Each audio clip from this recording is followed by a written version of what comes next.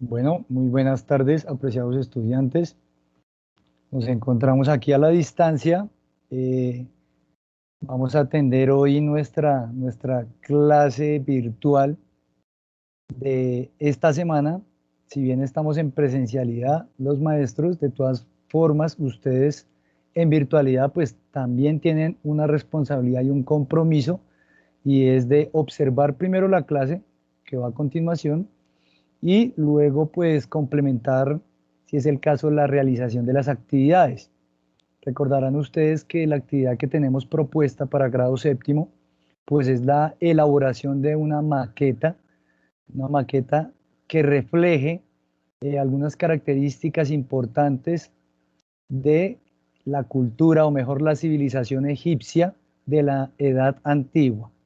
La clase de hoy entonces tiene como tema central pues hablar un poquitico más a profundidad de la civilización egipcia. Entonces, pues sin más preámbulos, vamos a concentrarnos un poquitico en Egipto antiguo. Primero, pues aclarar que Egipto es un país que se encuentra ubicado al norte de África.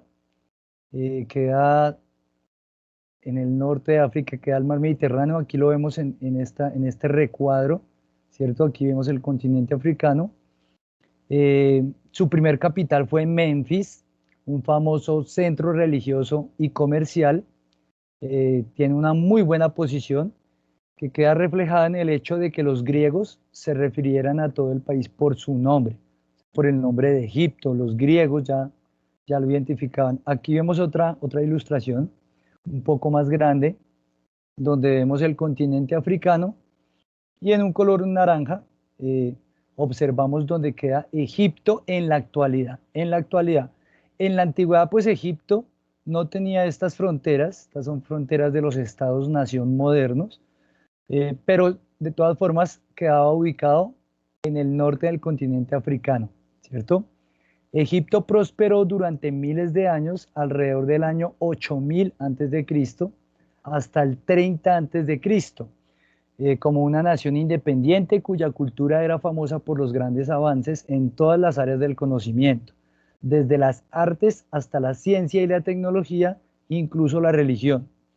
Eh, Encontramos grandes monumentos que reflejan la profundidad y grandiosidad de la cultura egipcia, que indudablemente influyó en todas las demás civilizaciones de la antigüedad. Entre ellas, pues, las que vamos a observar después, que será Grecia y Roma. Para los egipcios, la vida en la tierra era tan solo un aspecto de un viaje eterno. El alma era inmortal y solo habitaba en un cuerpo en el plano físico por un corto periodo de tiempo. Al morir, la persona sería juzgada en el salón de la verdad, y si se justificaba, pasaría a un paraíso eterno conocido como el campo de juncos, que era un reflejo de la vida de la persona en la tierra.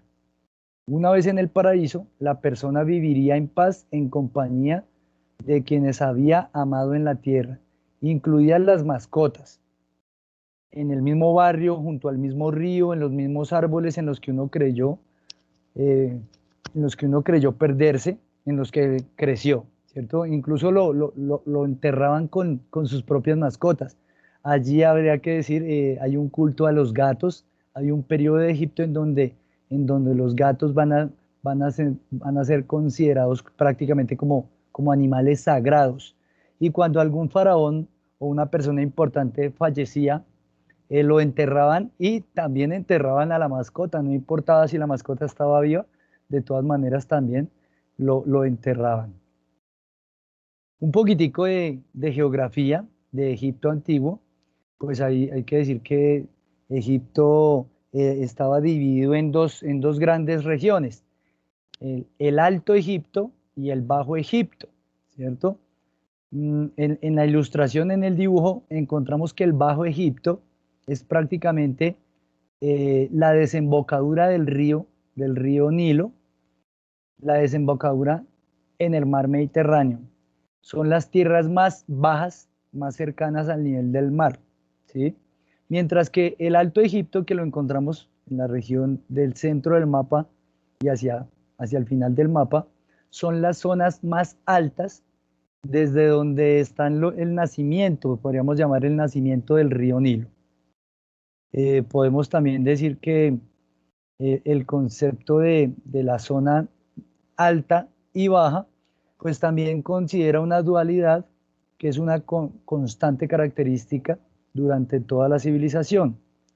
El Alto Egipto se extendía desde la primera catarata del Nilo hasta Memphis, o sea, la ciudad capital, justo antes de abrir los brazos del delta. El delta es el lugar en donde el río se ensancha y desemboca como por tres vertientes diferentes que llegan al mar Mediterráneo. El nombre egipcio de esta región era Ta-Semau, que significaba tierra del norte, o también era conocido como tierra de la cebada o tierra del junco. Estaba asociada además con la flor del loto y el junco, que son unas plantas heráldicas. El rey del sur llevaba la corona blanca para mostrar su dominio sobre el Alto Egipto. ¿Listo? La diosa protectora del faraón y símbolo de este territorio fue la diosa madre Nebjet, aunque también se asoció al dios Set en los textos de las pirámides. Por otra parte, el Bajo Egipto, conocido como Tamejú, o lo que es lo mismo Tierra del Norte, el Bajo Egipto comprendía exclusivamente a la región del delta, o sea, la desembocadura del río Nilo. Su planta heráldica es el papiro, pero también estuvo representado por una abeja, portada por el faraón. Fíjense que en la representación del faraón o de los faraones del Bajo Egipto aparecen unas ilustraciones de una abeja. La diosa patrona del Bajo Egipto es Uadjet, pero igualmente asociado a Horus en los textos de las pirámides. Más adelante miraremos los dioses egipcios. Vamos ahora a observar un poco de historia de Egipto antiguo. Bueno, empezar con que Egipto tiene una larga historia que se remonta hasta mucho antes de la palabra escrita. O sea, no se había inventado la escritura y Egipto ya existía. Las historias de los dioses o de los monumentos que han hecho famosa esta cultura, los indicios de una sobreexplotación del pasto en la tierra que ahora es el desierto del Sahara, se han datado en torno a los 8.000 años antes de Cristo. Quiere decir que desde 8.000 años antes de Cristo ya existía la civilización egipcia en una región que es en su gran mayoría una región seca, una región muy árida, y es muy complicado pues realizar cultivos, y más bien lo que abundaban eran cazadores recolectores que tenían que ir caminando para buscar el alimento. Bien, era cuando los habitantes eran nómadas, andaban transitando por toda la región. Aquí vemos un mapa ya más geográfico y aquí quiero resaltar pues la importancia del río Nilo. Ustedes se dan cuenta, toda la zona amarilla pues es la zona del desierto del Sahara. Prácticamente la vegetación es muy escasa y los afluentes hídricos también son muy escasos. Quiere decir, el agua no es muy fácil encontrarla.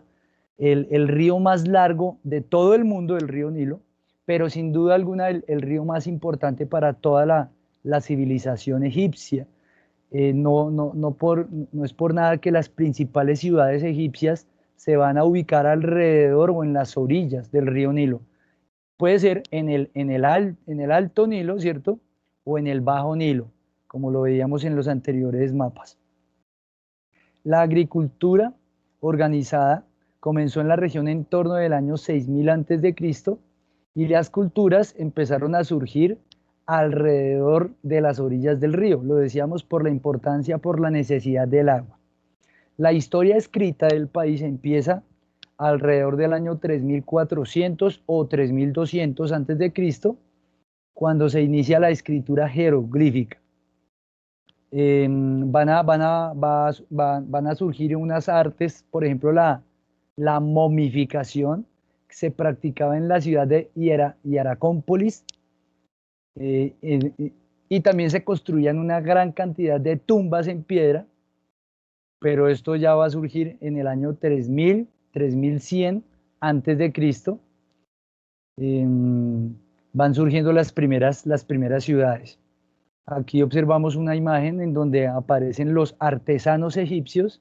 Algunos están decorando algunas piezas de alfarería, ¿cierto? Que hacen con arcilla, con barro. Otros están tallando sobre piedra. Entonces las artes también van a surgir con la cultura egipcia, perdón. Los nombres geográficos del Antiguo Egipto siguen la dirección del Nilo, por lo que el Alto Egipto es la región sur, mientras que el Bajo Egipto es la zona del norte. Pues tenemos entendido que el río Nilo, en ese caso, viene bajando desde el Alto Egipto hacia el Bajo Egipto, hasta desembocar en el mar Mediterráneo.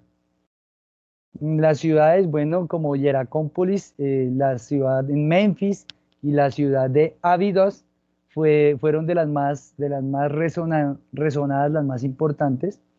Y alrededor de estas ciudades el comercio aumentó de una manera muy importante, pues mirando que los gobernantes de estos periodos antiguos, pues además de crear las ciudades, empezaron la gran construcción de centros ceremoniales, de templos, de pirámides, que van a aparecer a lo largo pues, de toda la estructura de las ciudades y de la cultura de la civilización egipcia.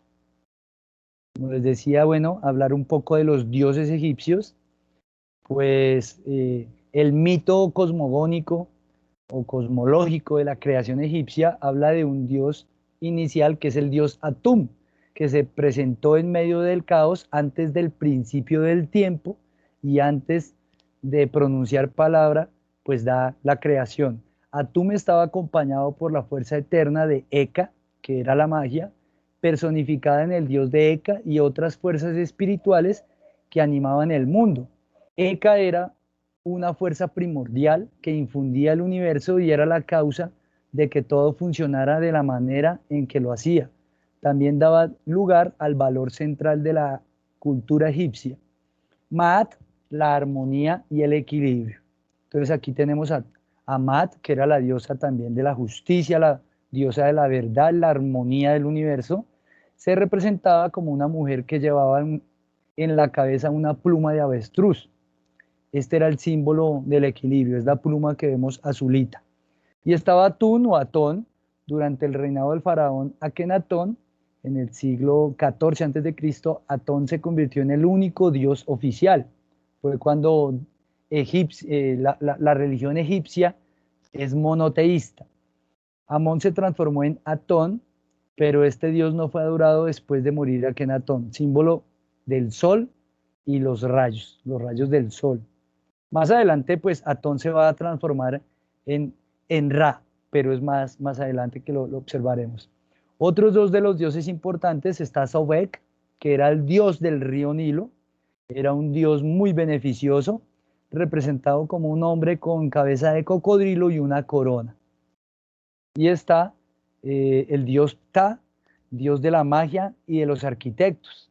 Tenía poderes curativos, se representaba con un hombre con barba recta, envuelto en un sudario y con un cetro entre las manos. Todos los dioses y sus responsabilidades se remontan a Mat y Eka. El sol salía y se ponía como lo hacía, y la luna viajaba a través del cielo, y las estaciones llegaban y se iban de acuerdo con el equilibrio y el orden que era posible gracias a estos dos agentes. Mat también estaba personificada como una divinidad, la diosa de la pluma de avestruz, a quien todo rey prometía todas sus habilidades y su devoción. El rey estaba asociado con el dios Horus en vida y con Osiris cuando ya estaba muerto. Entonces el dios de Horus, el ojo, Horus representaba la vida y Osiris la muerte. Aquí encontramos a Amón, representado como el hombre de piel rojiza con un tocado de dos plumas sobre la cabeza. Normalmente llevaba en las manos un cetro y cruz de la vida. Se relacionaba con el aire, el dios Amón. Y acá está Horus, el dios ojo, representado como un halcón o un hombre con cabeza de halcón. En la cabeza lleva la corona doble del Alto y el Bajo Egipto. Era el dios del cielo. Bueno, esto de las coronas es muy importante, ¿no? El Alto Egipto tenía solo una corona y el Bajo Egipto, el faraón, tenía la otra corona, pero hubo un reinado de algunos faraones que unificaron en su momento los dos imperios, el imperio el Alto Egipto y el imperio del Bajo Egipto, y por eso quedan con las dos coronas, una corona blanca y una corona roja que representaba los dos reinos, el Alto y el Bajo Egipto. Acá aparece Ra, el dios Sol, el dios creador, el que daba la vida y era el encargado de la resurrección. Era representado como un hombre como cabeza de halcón. Sobre la cabeza llevaba el disco solar, o sea, el Sol, dios Ra. De pronto es uno de los más conocidos, de los dioses más conocidos actualmente. Está la diosa Isis, la diosa de la maternidad, el amor y el nacimiento. Sobre la cabeza llevaba un trono. Su culto lo realizaban las sacerdotisas de Isis. Fue una diosa muy popular en el Imperio Romano. Recuerden que también en la historia de Roma hay un periodo en donde Egipto y Roma confluyen. Hay una simbiosis, se unen a partir del matrimonio de la gran faraona egipcia y el gran emperador romano. Pero más adelante, cuando hablemos de la historia de Roma, recordaremos este pequeño fragmento de historia. Osiris y su hermana y esposa Isis eran los monarcas originales que gobernaban el mundo y que dieron a la gente los dones de la civilización. El hermano de Osiris, Set, tuvo celos de él y lo asesinó, pero fue devuelto a la vida por Isis, que después le dio un hijo, Horus. Sin embargo, Osiris, que es el dios también de la muerte, estaba incompleto, así que descendió a gobernar el inframundo, mientras que Horus, una vez hubo crecido, vengó a su padre y derrotó a Set. Este es el mito que representa cómo el orden había triunfado sobre el caos y se convertiría en un motivo persistente en la religión egipcia. Los rituales mortuorios, los textos religiosos y el arte. No hubo ningún periodo en el que los dioses no fueran una parte integral de la vida diaria de los egipcios, y esto se ve claramente desde los inicios de su historia. Aquí encontramos otros dos de los dioses importantes. Está Anubis, dios de los muertos y de los cementerios. Era el encargado de llevar los difuntos al otro mundo y estaba representado como un hombre con cabeza de chacal. Estaba presente en la momificación. O sea, en los rituales de momificación, Anubis siempre estaba representado, estaba presente. Y está Osiris, que es el dios de la fertilidad y de la agricultura. Presidía el juicio de los difuntos, se le representaba con piel verde o también una piel oscura. En la mano porta un látigo y un bastón. Su mujer era Isis y su hijo fue Horus. Aquí tenemos también a Set, dios de la violencia, la brutalidad y lo tenebroso. Es un dios maléfico para los egipcios. Se le representa con cuerpo de hombre y con cabeza de un animal no identificable. Y está también Bastet, diosa protectora del hogar, daba la felicidad. Su símbolo era el gato, podía representarse como un gato o como mujer con cabeza de gato. Entonces aquí es donde yo les decía que los gatos eran considerados como deidades, como dioses o como animales divinos. Bueno, hablemos un poco del Imperio Antiguo Egipcio.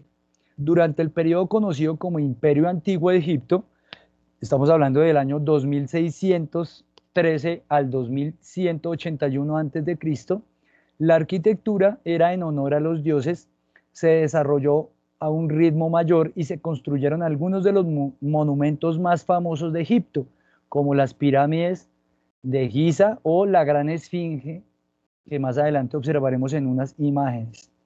El rey Djoser, que gobernó en torno al 2670 a.C., construyó la primera pirámide escalonada en Saqqara, en torno al 2670 a.C., diseñada por su principal arquitecto y médico, Imhotep.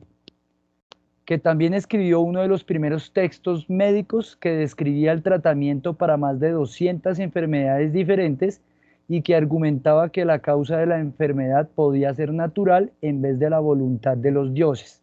Quiere decir que los egipcios también fueron de los primeros investigadores médicos, los primeros médicos de la humanidad.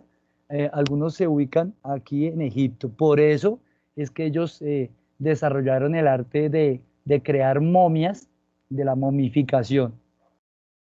La Gran Pirámide de Keops, que es la última de las 7 maravillas de la antigüedad, se construyó durante el reinado de Imhotep, seguida de las pirámides de Kefren y la pirámide de Miserino. Aquí están de pronto la imagen un poco más actual del estado en el que se encuentran estas pirámides. La mayor, pues la pirámide de Keops. La grandiosidad de las pirámides en la meseta de Giza, tal y como habrían estado en un principio recubiertas de brillante caliza blanca, es testamento del poder y la riqueza de los gobernantes de esa época. Abundan las teorías de la construcción de estos monumentos y tumbas, pero los arquitectos y expertos modernos no han llegado al consenso en ninguna de estas teorías. Teniendo en cuenta la tecnología de la época, dicen algunos, un monumento como la Gran Pirámide de Giza no debería existir. Sin embargo, otros afirman que la existencia de tales construcciones y tumbas sugiere una tecnología superior que se ha perdido en el tiempo. Quiere decir, existen una cantidad de mitos y de historias fabulosas referentes a la construcción, no solo de la Esfinge, que la tenemos ahí en pantalla, sino de las mismas pirámides. Algunos dicen que para la época de su construcción, pues no era la ciencia y la tecnología, no permitía todavía, o sea, no estaban desarrolladas para poder realizar este tipo de construcción tan magnífica y matemáticamente perfecta. Es una realización excelentemente hecha en la mitad del desierto, o sea, en la mitad de la nada. Otros dicen que bueno, que de pronto hubo algunas fuerzas que de pronto ahí extraterrestres, digámoslo así, que vinieron y brindaron ayuda para lograr construir. Pero bueno, son teorías, algunos mitos, historias fabulosas. Bueno, los invito a que indaguen, lean y busquen a ver, y ustedes a ver, digan que cuál es la teoría que ustedes pues son más partidarios, ¿no? Hasta el momento no hay ningún indicio de que los monumentos de la meseta de Giza o cualquier otro en Egipto fueran construidos por esclavos, así como tampoco hay indicios que respalden una lectura histórica del libro bíblico del Éxodo.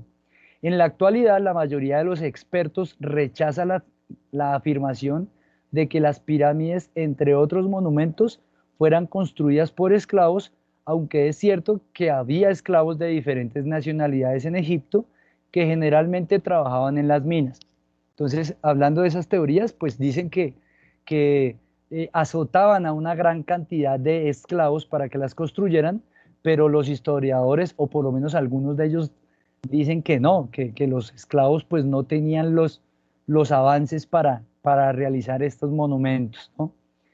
De todas maneras, los monumentos, los templos, las pirámides eran trabajos públicos creados por el Estado, o sea, por los gobernantes. Se empleaban obreros que tenían o podían no tener experiencia y todos recibían un sueldo por su trabajo. Algunos historiadores dicen que a los obreros que trabajaron les pagaban con cerveza. La cerveza, fíjese que también los orígenes de la cerveza se encuentran aquí ubicados en la civilización antigua de Egipto. Los obreros, por ejemplo, del emplazamiento de Giza, que era simplemente uno más de toda la cantidad de monumentos, recibían una ración de cerveza 3 veces al día y se han establecido claramente su alojamiento, sus herramientas e incluso su nivel de salud. Ahí los dejo con esa inquietud. Ahora hablemos un poquitico del periodo intermedio de Egipto.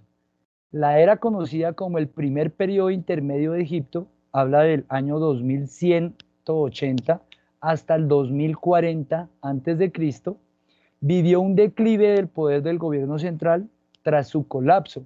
Por todo Egipto se desarrollaron los distritos en gran medida independientes con sus propios gobernadores hasta que surgieron dos grandes centros, Hieracómpolis en el Bajo Egipto y Tebas en el Alto Egipto. Quiere decir, aparecen estas dos ciudades, Hieracómpolis en el Bajo Egipto y Tebas en el Alto Egipto.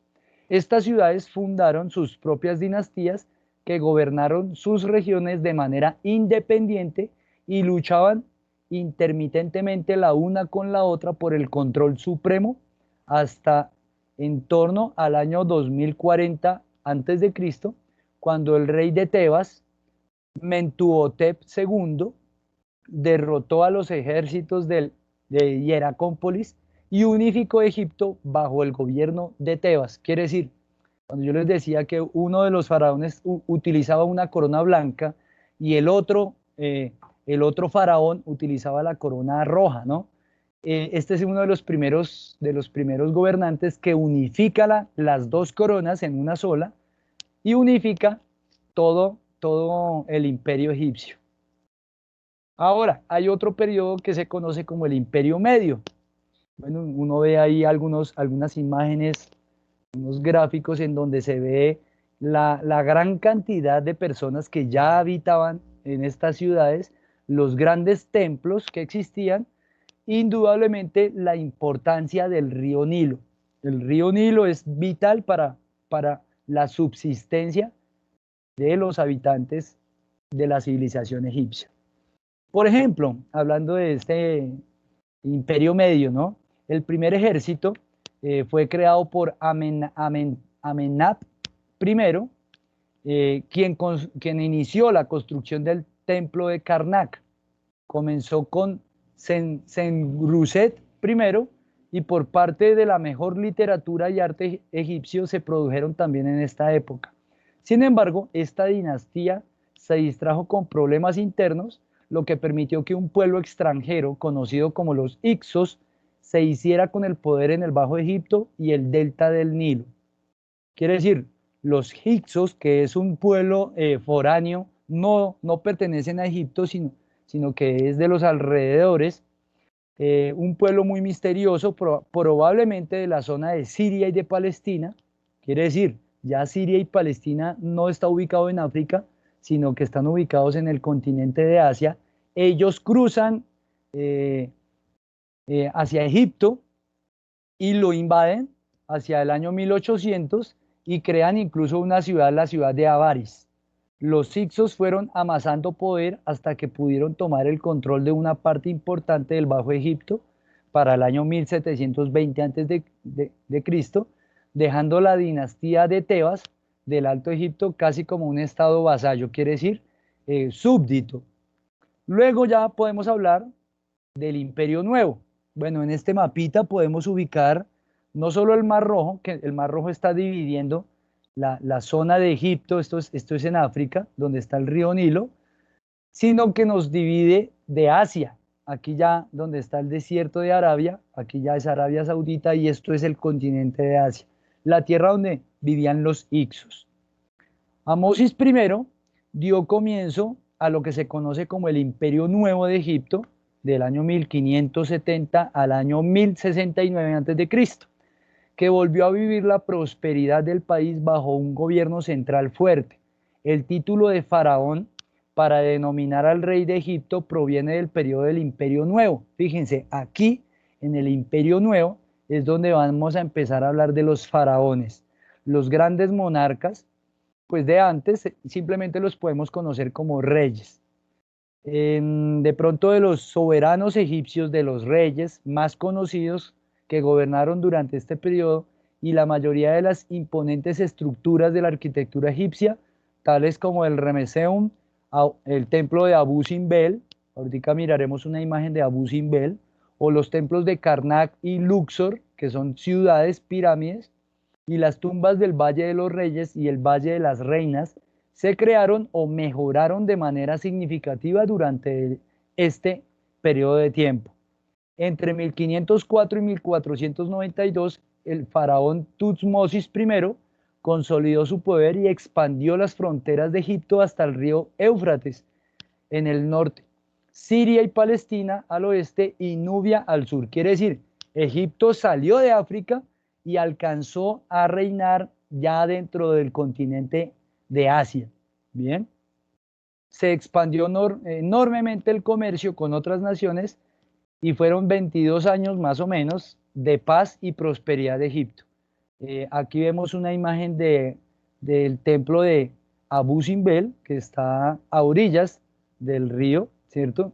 Y pues a lo lejos se alcanzan a ver algunas estatuas egipcias. Más adelante miraremos otra imagen un poco más cerca para que ustedes se den cuenta lo enorme de esta estructura. Esta es una imagen que está desde lejos, pero más adelante encontraremos una imagen un poco más cercana.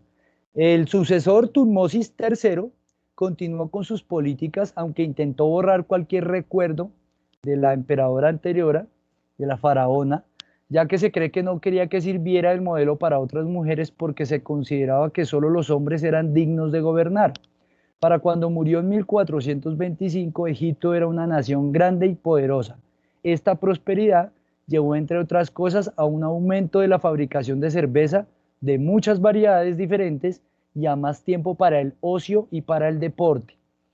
De igual forma, los avances en medicina llevaron a mejoras en la salud. El baño ya era desde hacía tiempo una parte importante de la rutina diaria de los egipcios, ya que la religión lo alentaba y el clero, o sea, los sacerdotes, daban ejemplo de ello. Sin embargo, en este momento se produjeron baños más elaborados, posiblemente más por ocio que por simple higiene. El papiro ginecológico de Cajún, que habla de la salud de la mujer y los anticonceptivos, se había escrito en torno al año 1800 a.C. y durante esa época parece que los doctores lo usaban extensivamente. La cirugía y la odontología se practicaban ampliamente y con gran habilidad, y los médicos prescribían cerveza para mejorar los síntomas de más de 200 enfermedades. En el año 1353 a.C., el faraón Amenhotep IV accedió al trono y poco después se cambió el nombre a Akenatón.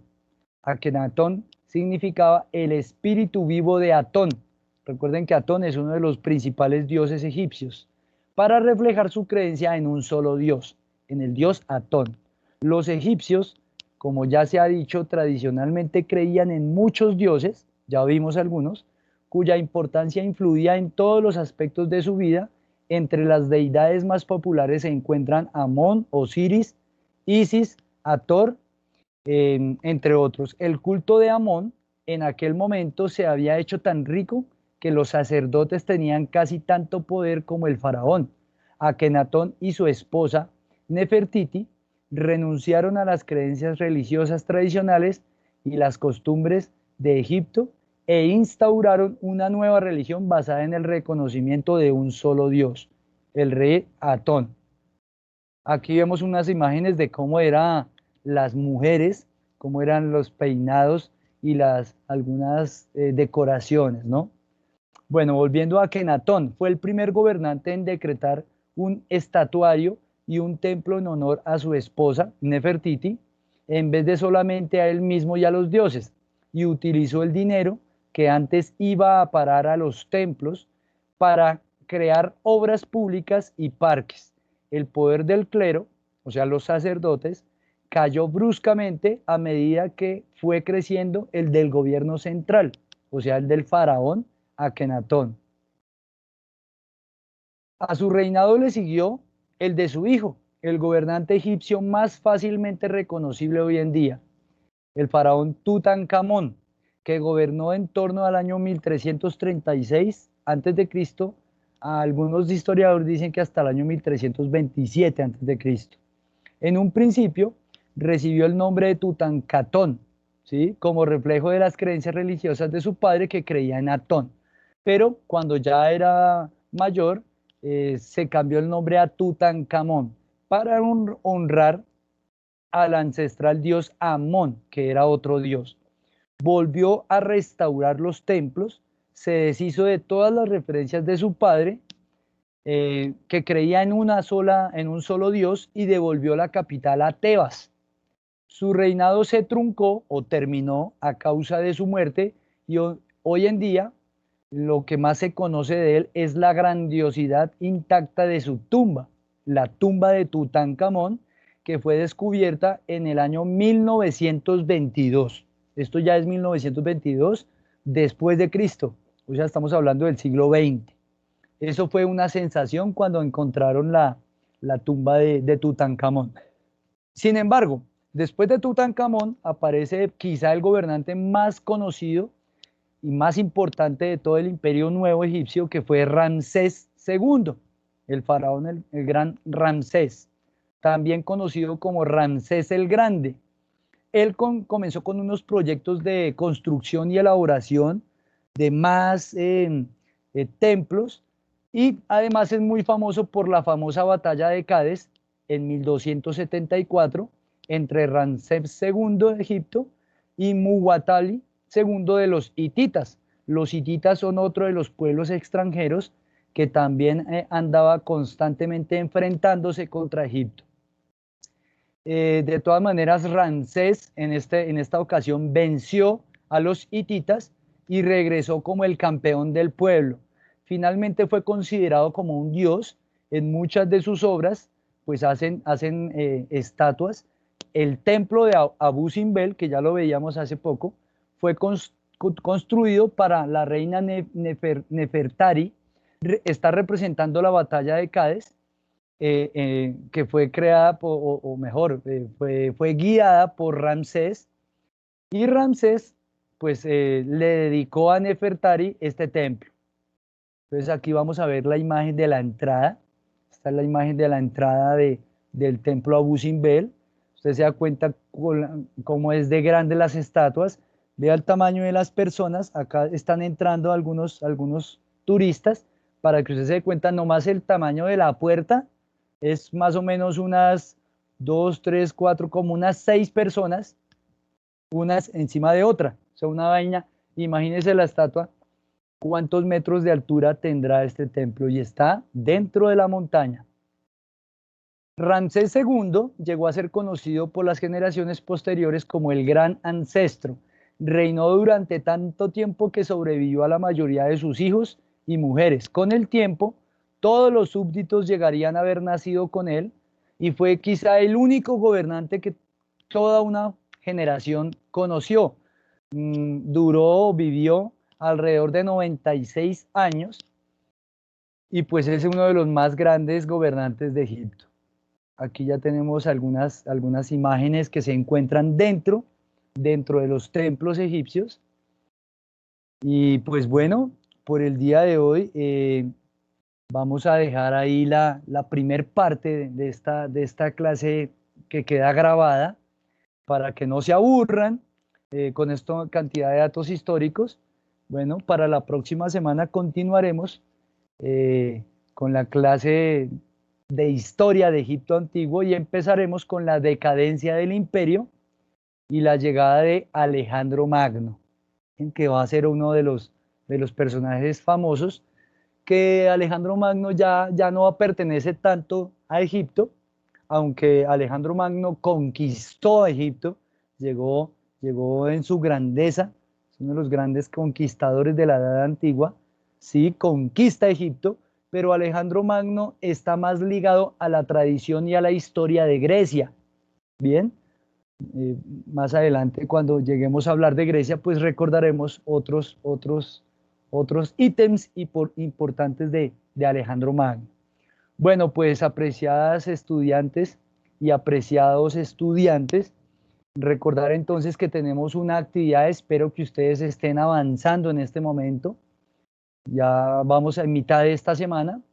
Les dimos de plazo 2 semanas para que ustedes elaboren la maqueta, una representación, un modelo a escala. Ustedes podían escoger si querían hacer alguno de los templos egipcios, alguna pirámide, la esfinge, o si preferían hacer un sarcófago con una momia, bueno, o un mapa a escala, mejor dicho, ustedes tenían la libertad de investigar algunas características de la civilización egipcia antigua y elaborar un modelo a escala, una maqueta, una representación.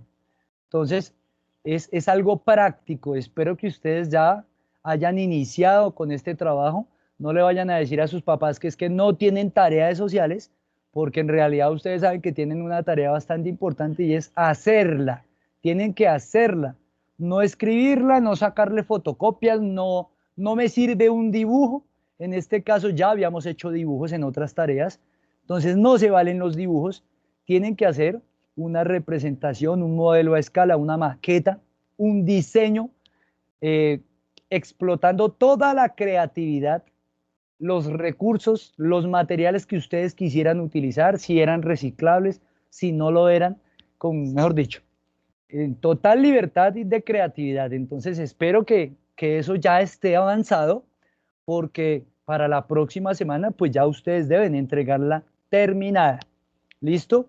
Entonces, esta sería la clase del día de hoy, más bien de esta semana, y damos la próxima semana, estaremos dando la segunda parte, la parte final de la historia de Egipto antiguo. Muchísimas gracias por escucharme y pues espero que les vaya muy bien con su realización de ese trabajo y que todos estén gozando de salud, ustedes y sus familias. Entonces, un placer saludarlos y nos vemos la próxima semana. Muchas gracias y pues buena tarde.